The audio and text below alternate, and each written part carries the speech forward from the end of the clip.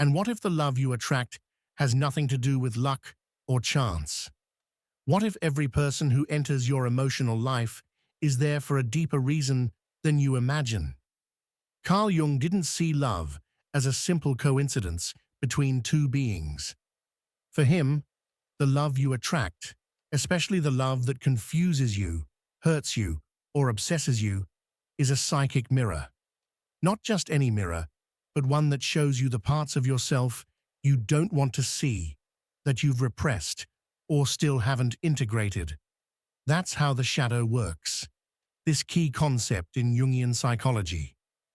Everything you don't acknowledge in yourself ends up projected onto others, and not just anyone, but precisely those who stir intense emotions, awaken your insecurities, trigger your need to control, or your impulse to run.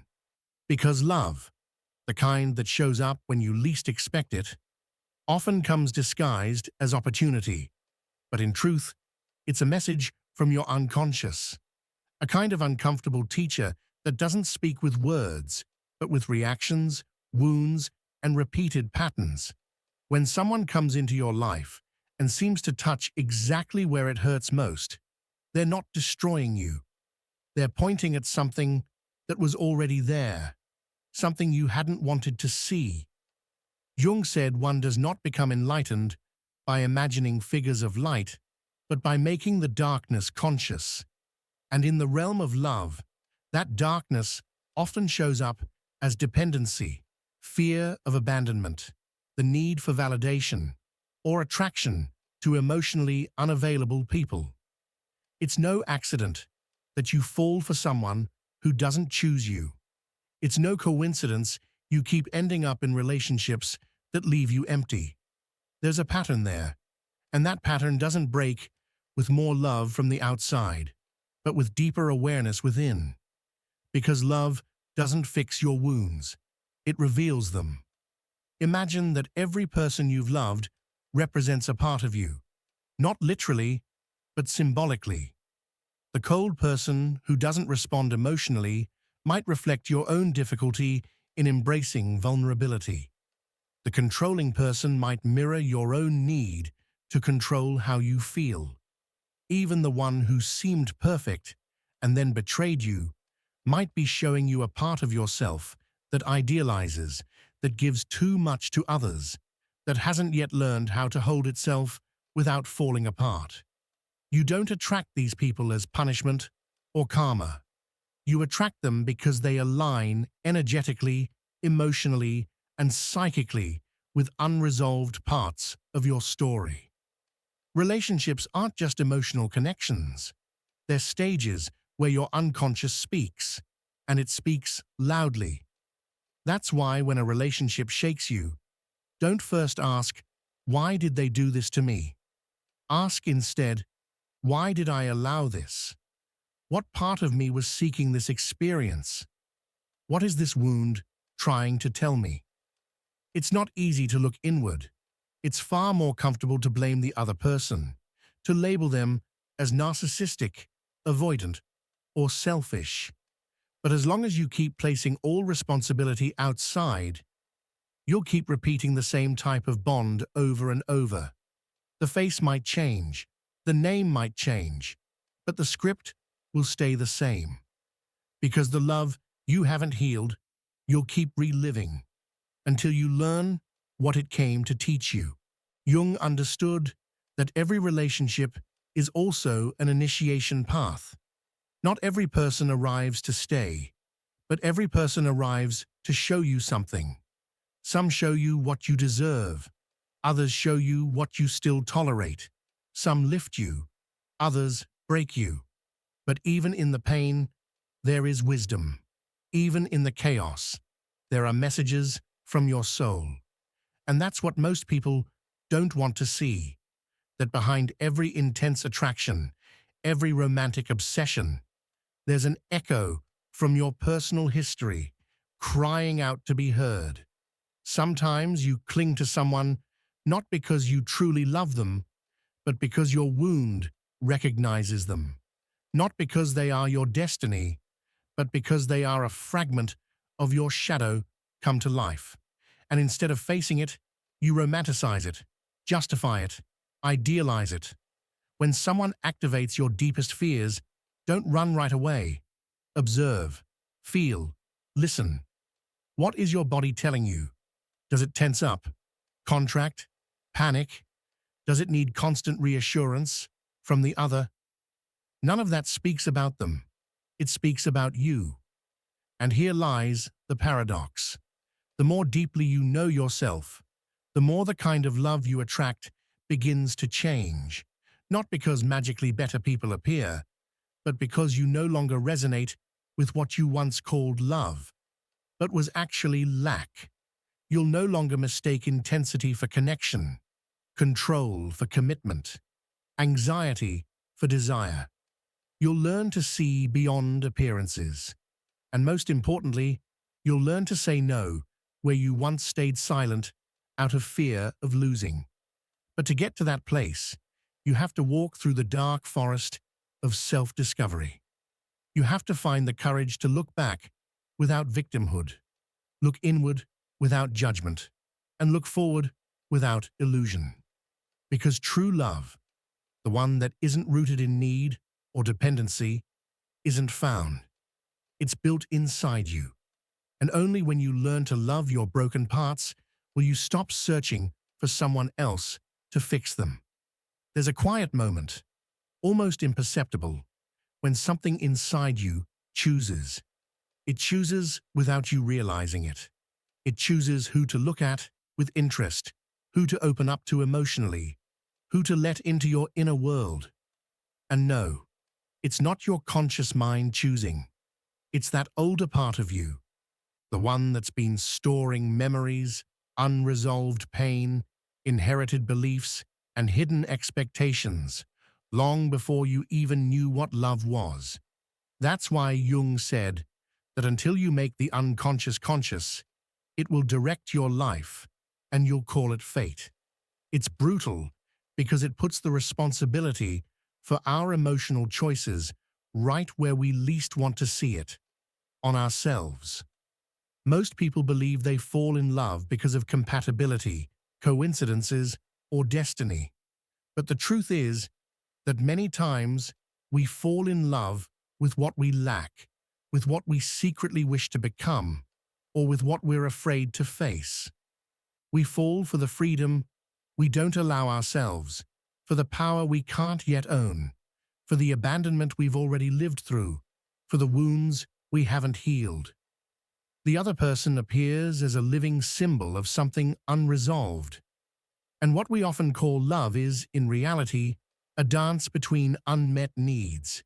Each step, each gesture, each silence, charged with hidden emotional meaning. You're drawn to their confidence because you doubt yourself. You're drawn to their independence because you tend to neglect your own needs.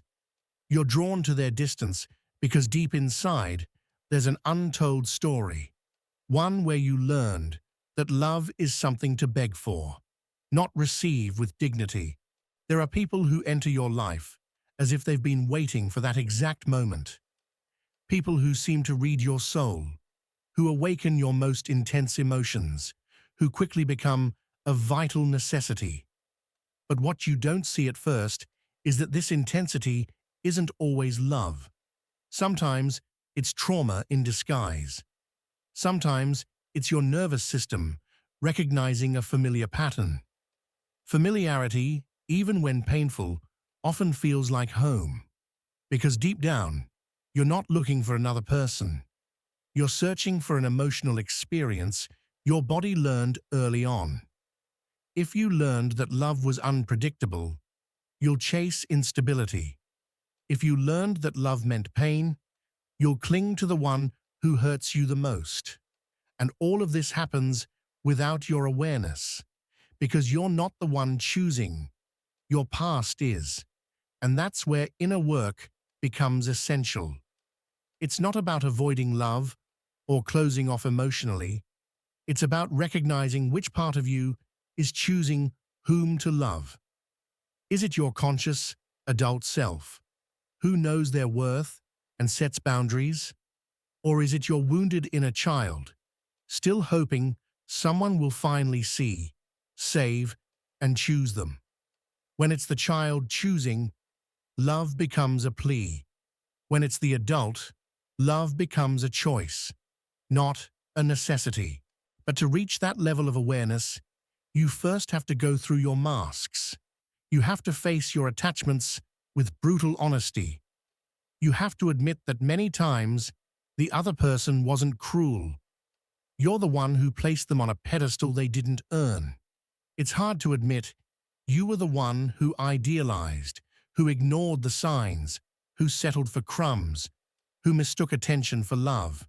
But it's also liberating, because once you accept your role in the story, you regain the power you gave away. You stop seeing love as something that just happens to you and start seeing it as something you also shape, allow, and build. That changes everything. It changes the kind of conversations you have. It changes the boundaries you set. It changes how you see others. You no longer need constant validation. You stop expecting someone else to fix you. You become an emotionally solid space. And from there, love stops being a roller coaster and becomes a bridge. But that doesn't mean love loses its intensity. On the contrary, it becomes more real, more honest, more human. Because now it doesn't come from fear. It comes from connection, from mutual recognition, from two people who don't need each other to survive, but who choose to walk the path together.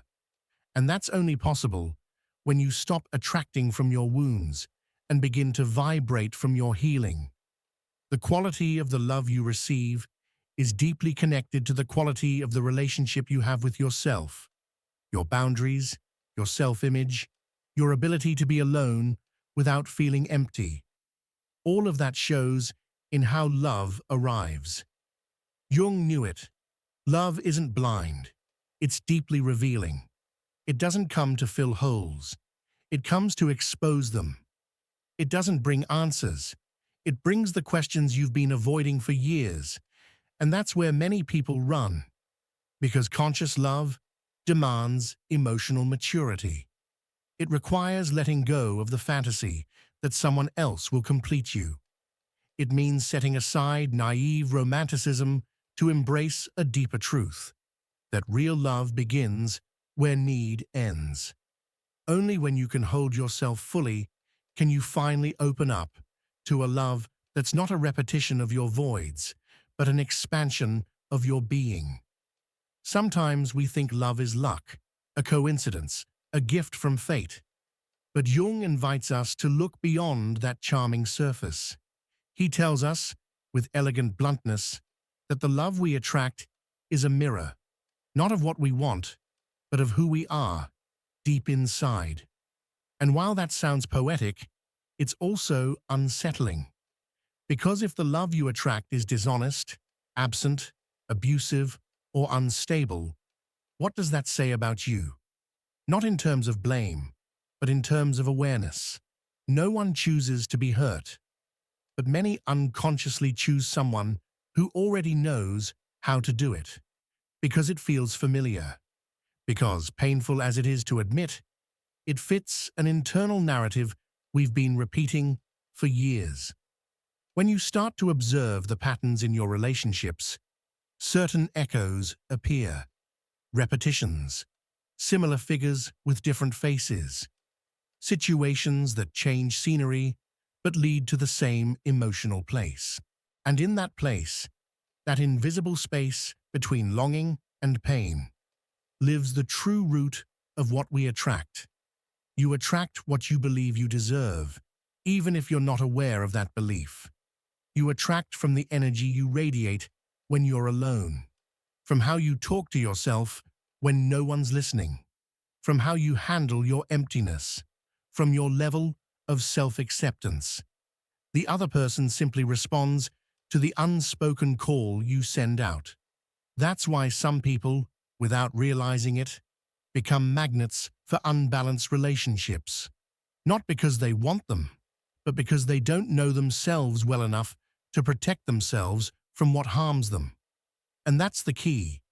The love you attract reflects your level of self-knowledge. It's not about beauty or intelligence or even kindness. It's about your emotional vibration, about what your unconscious permits and normalizes, about the stories inside you that still haven't been voiced. So, love isn't just a connection with another. It's a tool of revelation. It's how life shows you your edges. The other person becomes the stage where your wounds make their entrance. That's why we often love with fear, urgency, and dependence. Because we're not loving from wholeness. We're loving from lack. From the illusion that someone else will heal a wound we haven't even named. But love can't heal what you're unwilling to face. It can't. The best it can do is shake you, show you, expose you. Then it's up to you to use the mirror or shatter it. There's a widely held belief that love justifies everything, that if it hurts, it's because it's deep, that if it consumes you, it must be real. But Jung didn't see it that way. To him, real love doesn't break you into pieces. It brings you together.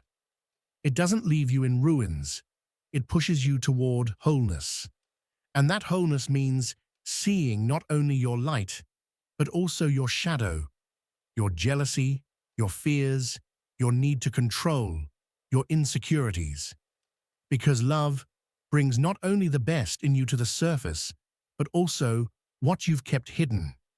And instead of being a tragedy, that can become an opportunity to turn the unconscious into the conscious, to transform the bond into a path, to use the relationship not as a shelter, but as a school. But that takes courage, because once you realize that the love you attract isn't a coincidence, but a reflection, you can't keep blaming the other person. You can't keep running from yourself. You have to stop and look within. What part of you chose to stay where it wasn't seen? What part of you felt comfortable in the absence? What part of you believed it didn't deserve more? These questions aren't easy, but they're necessary, because the answer was never outside. It never was. And until you do that inner work, you'll keep attracting the same kind of love over and over again. The names will change, the bodies, the promises, but the core will remain the same, because the script hasn't changed, and only you can rewrite it, not with empty affirmations or surface-level self-help, but with an honest, deep exploration of your emotional history, your childhood, your earliest bonds, your beliefs about love. Because that's where it all begins. That's where the pattern is formed. And unless you return to that origin, you'll keep playing the same melody, even if the song changes. The love you attract is no coincidence. It's a letter written by your unconscious and sent to the universe without your knowing. Every time you enter a relationship, you're revealing something about yourself, something you may not want to see, something that needs to be loved. Yes, but first, by you. Because no one can give you the love you deny yourself. No one can respect you if you don't place yourself where you deserve to be.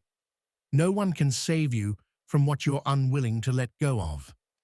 Love isn't magic. It's revelation. It's a subtle, precise mirror. And when you finally learn to look at yourself without fear, the mirror no longer reflects lack. It reflects presence. It reflects truth. There's something deeply revealing about watching how someone loves when they're no longer trying to impress, when the game of seduction has ended and only what's raw, real, and inevitable remains. Right there, in that exact moment where love stops being a promise and becomes a daily act, the true emotional structure of a person is exposed. Jung understood that there's no more direct way to know someone's soul than through the kind of love they're capable of sustaining. Because it's not just about who you choose to love, it's about how you love, where you love from, and what you're willing to face within yourself for that love. Many people search in love for an escape, a way to avoid facing their emptiness, their insecurity, that inner voice constantly whispering they're not enough. So, they project onto the other person an idealized image, a savior meant to fill all their gaps. But that projection, as Jung warned, is not real love. It's an illusion, a shadow wearing the mask of desire. Because when you love someone, not for who they are, but for what they represent to you, you're not really loving, you're using. And that way of relating, though socially accepted, always ends in disappointment, because no human being can carry forever the burden of being someone else's salvation. And here comes another unsettling truth. The love you attract doesn't depend on what you say you want, but on what your unconscious needs to resolve. You attract the one who, without knowing, matches perfectly with your unresolved wounds. And often that means you're drawn to someone emotionally unavailable because you've learned to protect yourself by not fully connecting. Or you fall for someone who doesn't choose you because on a deeper level, you haven't fully chosen yourself. Love then becomes a symbolic battlefield where your desires clash with your traumas, your longing for connection with your fear of losing control. When someone is at peace with themselves, the way they love changes. They no longer seek validation, nor try to dominate, nor allow themselves to be dominated. They love from freedom, not from need. They don't cling, don't manipulate, don't constantly demand proof of love, because they understand that love is not a power struggle, but a meeting between two whole worlds, not two broken halves. And that's why, the more you work on yourself, the more the kind of love you attract changes, because you stop searching for broken mirrors to reflect your pain and start resonating with those who walk with their shadow in plain sight, not hidden. The process isn't linear. Sometimes you think you've healed, and you fall again into the same patterns, because the unconscious doesn't give up its secrets so easily. It protects, it hides, it tests you, and each relationship you experience is an opportunity to see more clearly, to ask yourself not only what you're looking for in the other, but what you're refusing to give yourself. Because there is no bond more dangerous than the one built on the hope that someone else will come and fix your story. That hope, though sweet, is poisonous, because it turns love into a debt, and love born from debt always becomes an act of survival, not of fulfillment. Jung spoke of individuation as the path to becoming whole, a process where you reconcile with all parts of yourself, both the ones you're proud to show and those you hide, even from yourself. And love plays an essential role in that journey, not because it's the destination, but because it's the place where your unhealed parts surface. Love makes you vulnerable. It forces you to drop your defenses and let someone see your chaos. In that emotional nakedness, what remains unhealed begins to emerge. It's no coincidence that the people most afraid of love are often those most afraid of facing themselves, because deep down, even if they never say it, they know that loving someone for real means letting your soul be seen, not your ego, not your persona, your soul. That's why, when you analyze the love you attract, you're engaging in a deep act of self-discovery. You're looking into the most honest mirror there is. And even though it might hurt, it can also set you free, because it reveals parts of you that you didn't even know were there. It confronts you with your limits, your contradictions, your hidden attachments. but it also gives you the chance to choose differently, to heal, to break the cycle. Because once you see the pattern, you can no longer pretend you don't. You hold the power, even if not always the courage, to choose another path. And that's when love stops being random and becomes a conscious act. You no longer love out of hunger, but from abundance. You no longer choose from emptiness, but from clarity. You no longer attract to fill a void, but to share your fullness. But to get there, you have to walk through the fire, through the discomfort of looking within, through the bravery of admitting that you too have hurt others, that you too have chosen poorly, that you too have accepted less than you deserved. Because the love you attract isn't just a story with another person, it's the silent language your soul uses to talk about you. It's easy to say, we deserve great love, a mature, conscious, deep love. We repeat it like a mantra. We wish for it in secret. We visualize it as if it'll appear by magic.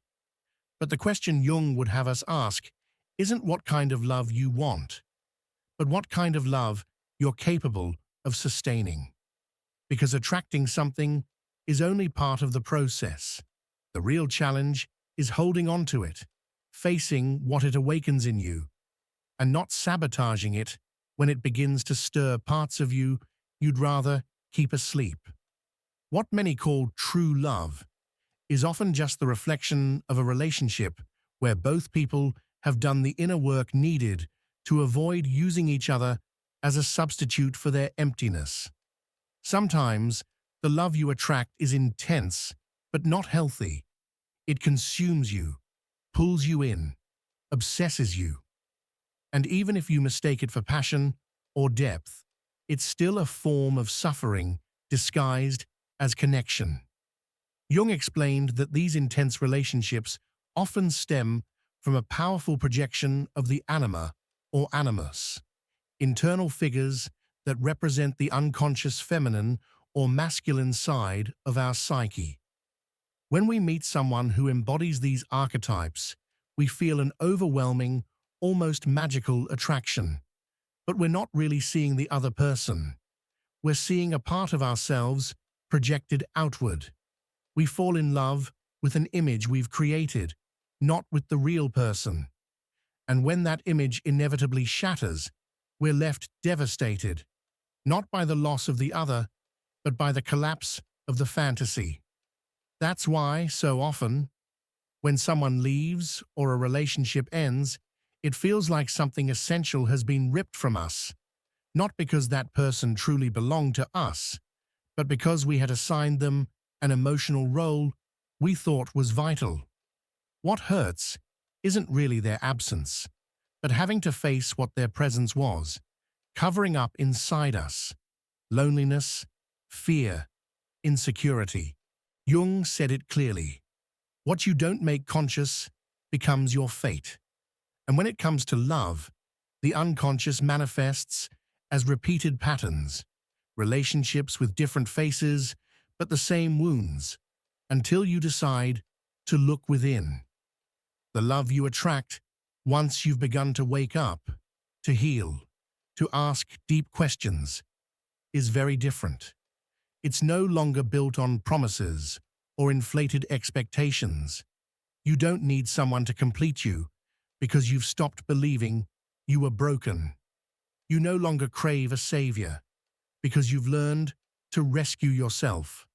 And in that new inner state, the energy you emit changes drastically, and with it, the kind of love that starts to gravitate toward you. It's a love that doesn't require masks or games, that doesn't depend on external validation or control. It's a love that simply allows itself to exist. But even that healthier, more balanced love can feel uncomfortable, because it doesn't run on the adrenaline of drama, but on peace. And for someone who's lived in chaos, peace can feel like emptiness. Stillness is confused with boredom. Maturity with lack of emotion. And many people end up sabotaging these relationships, not because they aren't real, but because they don't know how to receive something that doesn't activate their alarm system, that doesn't force them to be in constant emotional survival mode. Jung understood that what's familiar, even if painful, can feel safer than the unknown. That's why inner work isn't just about healing old wounds. It's also about learning how to receive love without fear. There's something deeply transformative in observing someone who's already gone through this process. They don't chase, they don't run, they don't idealize. They love with their feet on the ground and their soul wide open. They know love isn't always perfect, but that the imperfect can also be beautiful when there's awareness. They don't try to change the other person or lose themselves adapting. They find a middle ground between the I and the we. And from there, they build with patience, with truth, with humanity. When you reach this point, love stops being an obsession and becomes a daily choice. You choose to stay, to choose the other person, but without abandoning yourself. Not because it's easy, but because you understand that the deepest love is the one that honors the other's freedom without feeling threatened by it. And that only happens when you no longer live in fear of being left, not being enough, or ending up alone. The love you attract is directly tied to the relationship you have with yourself. And that relationship, even if no one else sees it, says everything. There's no magic formula for this, no universal steps or precise timelines. It's an inner path, intimate, often lonely. But every time you choose to see yourself honestly, every time you face a part of you that you once denied, you take one step closer to the possibility of loving from an authentic place. And then, when you least expect it, someone appears, not to save you, but to walk beside you. Not as a destination, but as a fellow traveler. And that kind of love doesn't scream or make promises, but it transforms. Not by what it gives, but by what it awakens inside you. There comes a moment in life when you realize it's no coincidence the kind of love you attract. That moment doesn't always arrive quietly. Often, it crashes in, like emotional collapse, when a relationship you thought was meaningful falls apart, or when you repeat the same pattern again without knowing why. That's when the mirror breaks and you begin to see what's really behind your choices. Jung believed we don't attract what we want, but what we are. And though that may be uncomfortable, it's also an invitation to look where it hurts the most, within. Because behind every unfulfilled love story, every bond that makes you feel small, every excessive giving that leaves you empty, there's an untold story between you and yourself, a part you've avoided facing, the child who wasn't seen, the teen who learned to stay silent to be loved, the adult still chasing approval in unfamiliar faces. And when that story remains unknown, sleeping in the unconscious, it starts to express itself in the people around you, especially in those to whom you feel an irresistible pull, those who ignite something primal, visceral, urgent. But that fire isn't always a sign of compatibility. Often, it's the symptom of an old wound crying out for care. Jung spoke of relationships as mirrors, where the soul reveals, reflects, and confronts itself. There's no intimate connection without confrontation. And sometimes, love becomes painful precisely because it activates parts of you that you've tried to keep under control. Jealousy, insecurity, fear of abandonment, the urge to dominate or be dominated. All those things you'd rather hide show up in love. And if you're unwilling to face them, you'll repeat the same story over and over. Then you wonder, Why do I always choose people who aren't available? Why do I fall for those who don't love me? Why is it so hard to maintain a healthy relationship? And the answer rarely lies outside. It's in that hidden inner corner, still operating on beliefs you took in without question. Maybe you learned love is pain, that you must earn it, that you only deserve it if you sacrifice.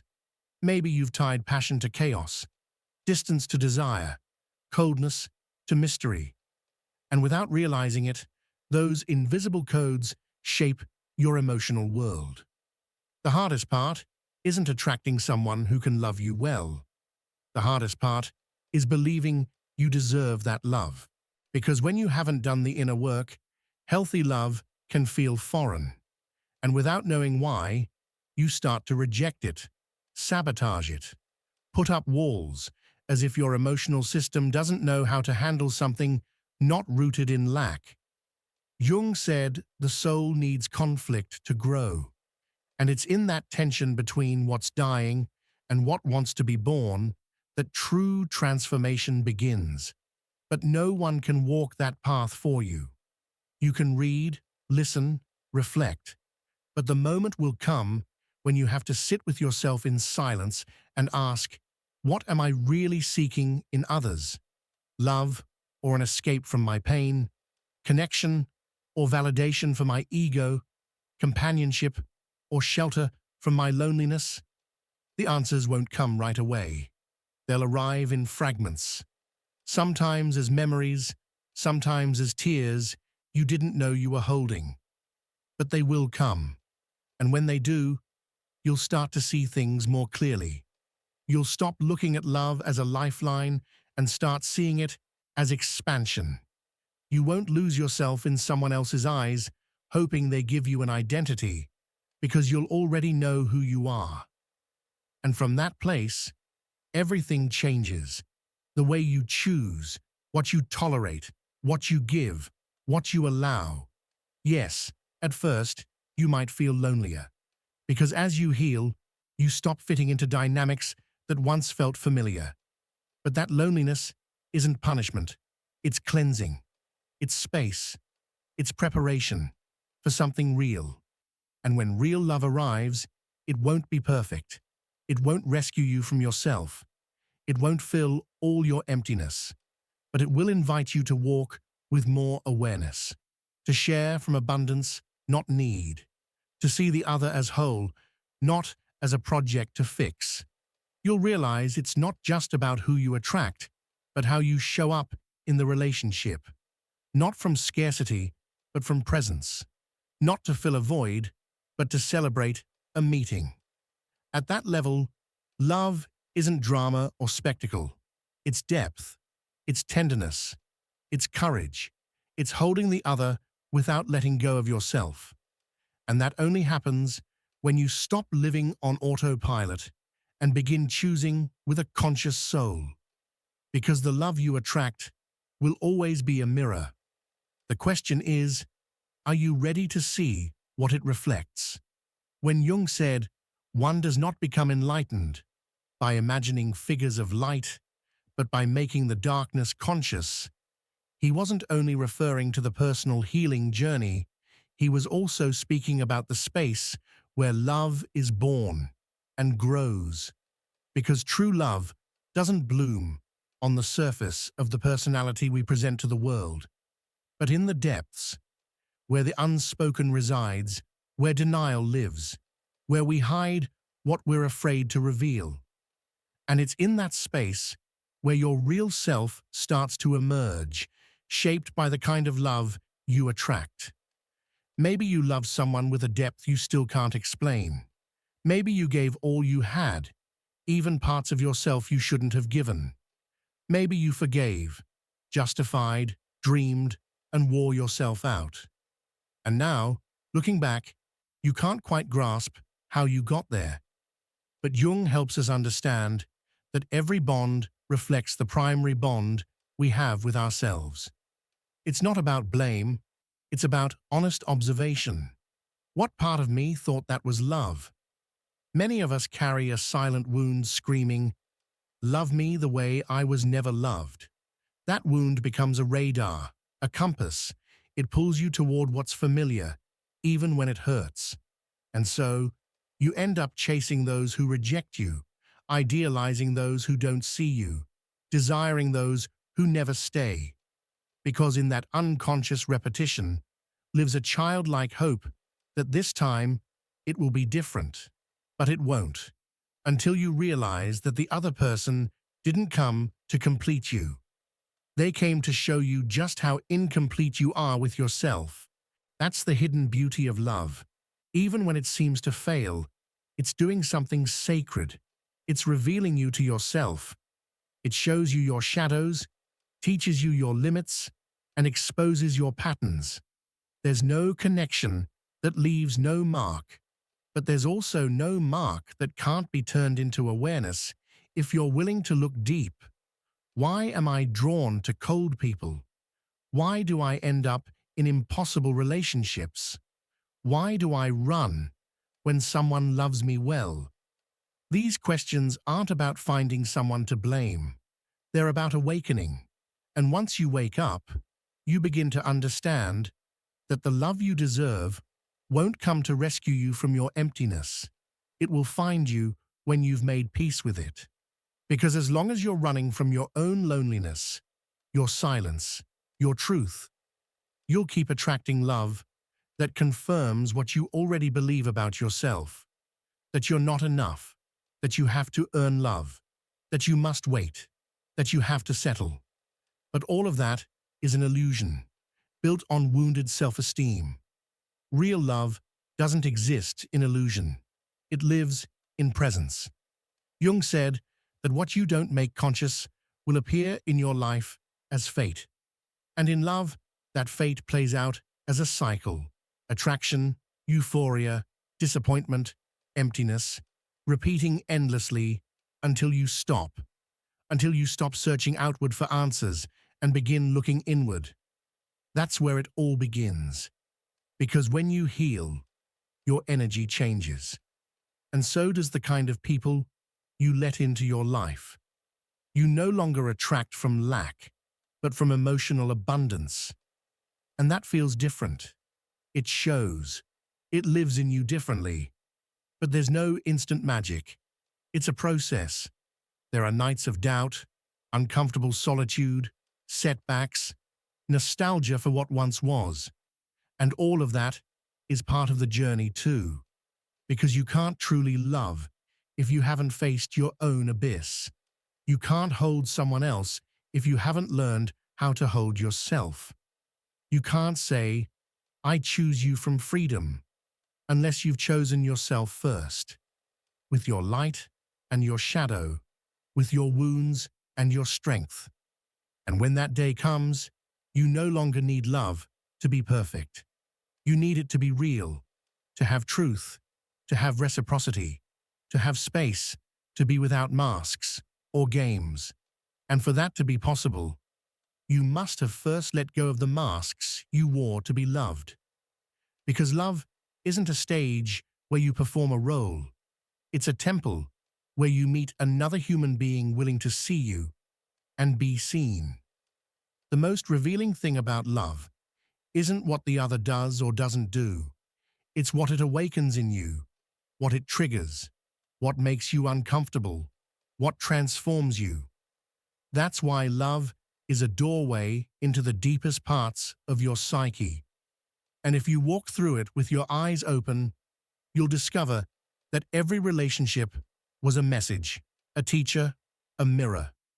Some showed you your darkness, others your light, but all brought you closer to yourself. And that may be the highest purpose of love, because in the end, it's not about how many times your heart was broken. It's about how many times you returned to yourself. How many times you chose not to shut down. How many times you decided to keep loving without losing yourself. And that's only possible when you understand that the love you attract isn't random. It's an echo of your internal state. It's the consequence of your beliefs, your wounds, your emotional history. and also of your level of awareness. The love you attract reveals who you are, but it can also reveal who you're willing to become. Because every relationship, no matter how painful, has the potential to push you toward a more authentic, more free, more awake version of yourself. And when you choose that path, something within you changes forever. Love is one of the most mysterious forces of human existence. You don't choose who to love with logic, and you don't measure love with reason. It's a current that flows from a more ancient, more primal, more intimate place. Carl Jung understood that this force not only connects two people, it also exposes the most hidden parts of the soul. There's no deep bond without transformation. And every time you surrender to love, you're opening a door to something far greater than yourself. Some people enter your life with a disarming sweetness, but also with surgical precision, touching exactly your deepest insecurities. It's not coincidence, it's synchronicity. It's the symbolic language of the unconscious, showing you that there's still work to be done. Maybe you've wondered why you always end up with emotionally unavailable people, or why it scares you when someone loves you unconditionally. And while it might seem unfair, the answer isn't in the other person. It's in what still lives inside of you. Jung spoke of the anima and animus as the inner representations of the feminine and masculine soul within each individual. These figures, shaped by experience and culture, deeply influence the type of partner you're drawn to. It's not just about taste or compatibility, it's about unconscious projection. You see in the other what you feel is missing in you. You idealize, you dream, you build an image, and then suffer when that image falls apart. Because it was never real. It was a part of you asking to be seen. And it's in that recognition that the real journey begins.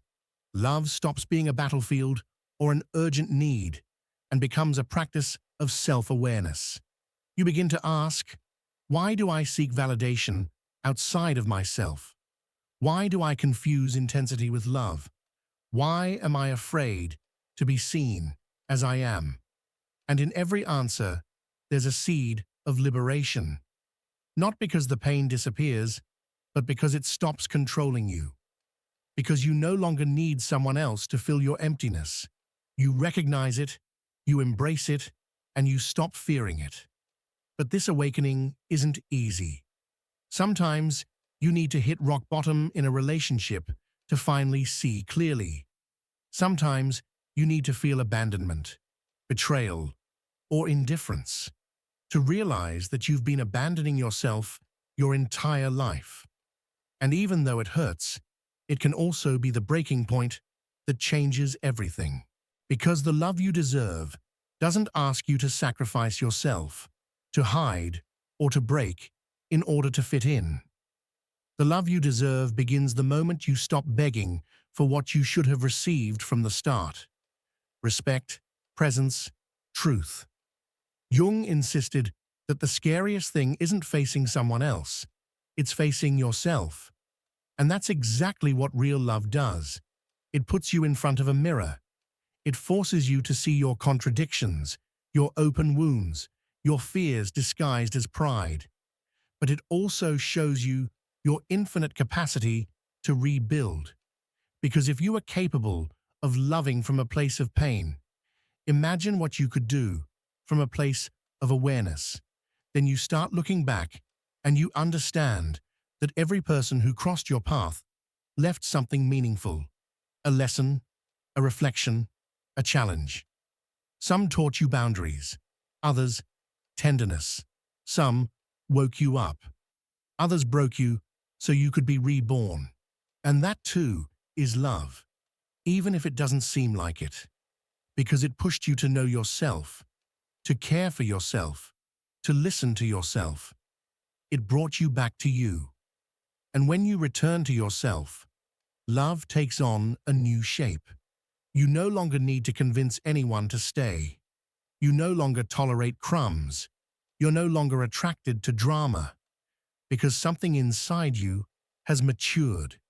You've reached your emotional depth.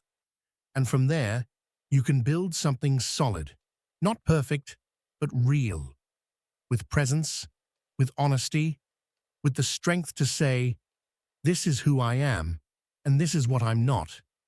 And that radically transforms what you attract.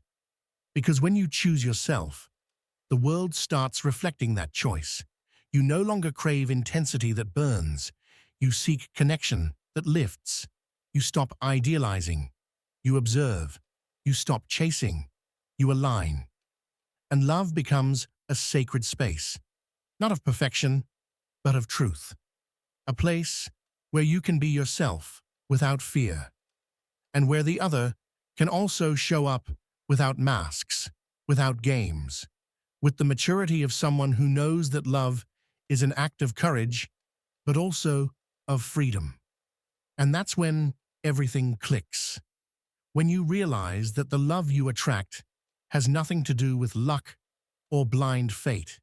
It has to do with your internal vibration, with your wounds and your choices, with your willingness to grow.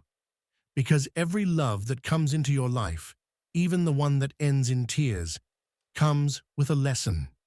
It comes to show you something you hadn't yet seen. And that is the real magic. Not the fairy tale kind, but the magic of a soul that awakens. When you understand this, you stop blaming. You stop repeating.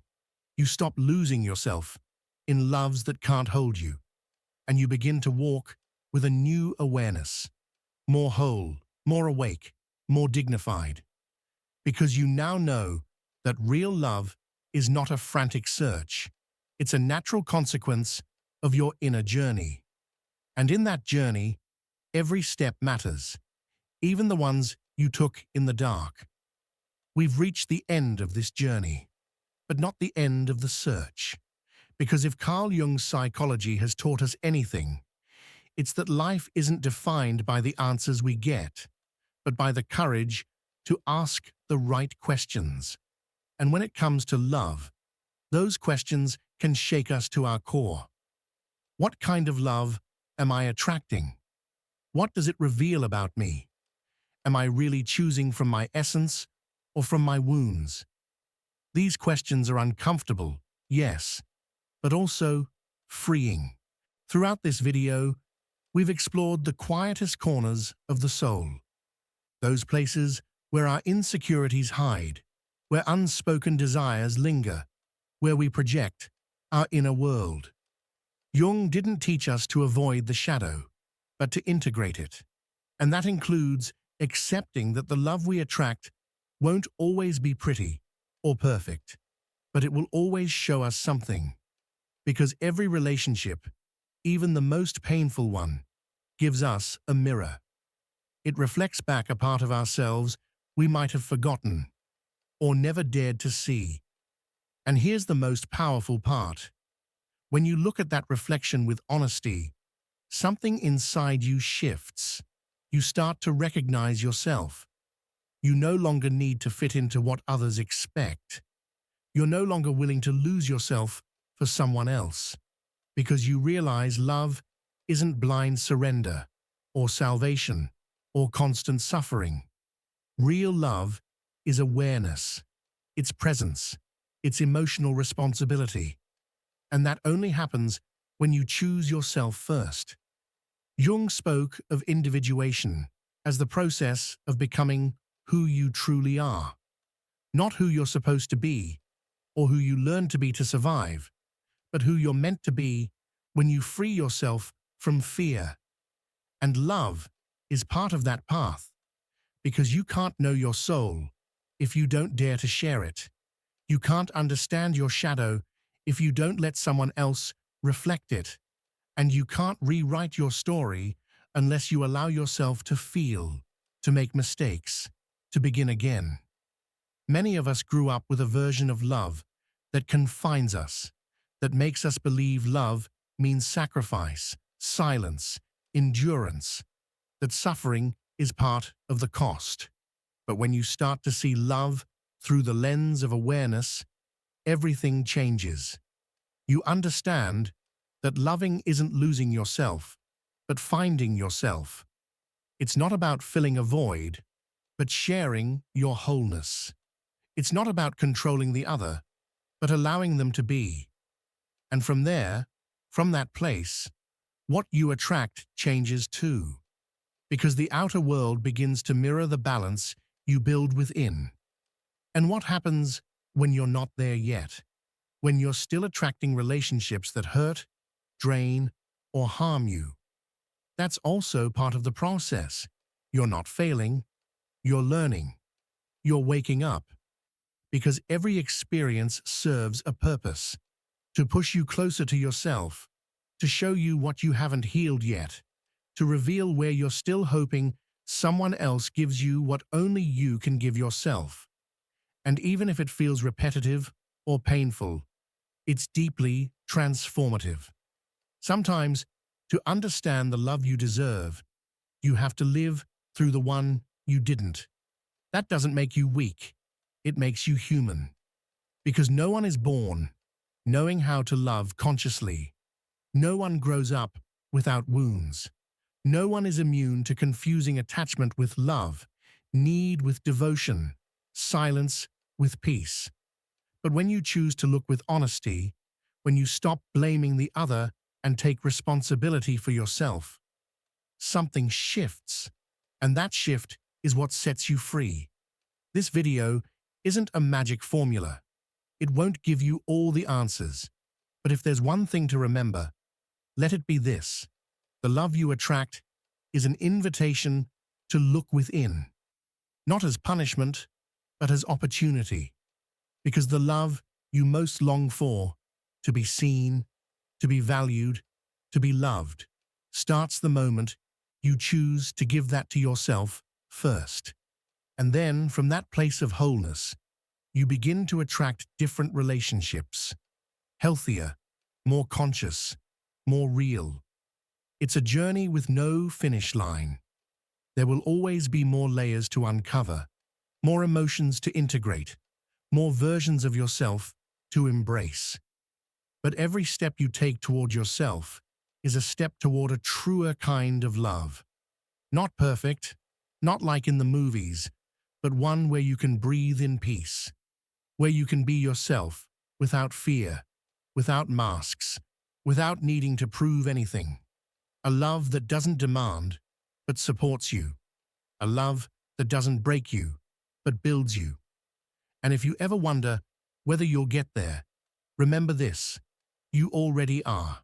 By looking inward, by asking the hard questions, by seeking deep answers, you are already walking the path. And you are not alone. Millions of souls are on the same journey, stumbling, awakening, starting again. And that too is love.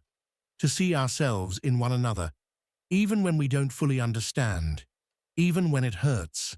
So thank you for staying until the end.